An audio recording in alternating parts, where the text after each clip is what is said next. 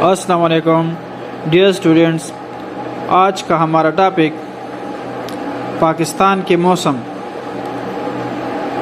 पाकिस्तान में कितने मौसम हैं और कौन कौन से महीने में होते हैं।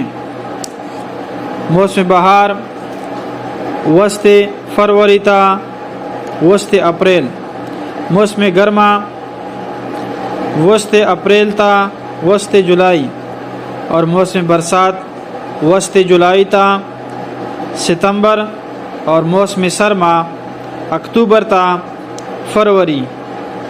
मौसम काश्तकारी फसल खरीफा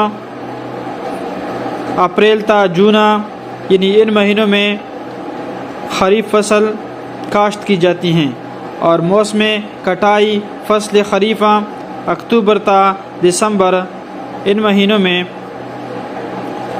खरीफ फसल काटी जाती हैं। और मौसम काश्तकारी फसल रबीहा अक्टूबर ता दिसंबर, इन महीनों में फसल रबी काश्त की जाती हैं, और मौसम कटाई फसल रबी अप्रैल ता मई, और इन महीनों में फसल रबी काटी जाती हैं। तब तक के लिए इतना है, अगली वीडियो में मिलते हैं। अल्लाह हाफ़िज़।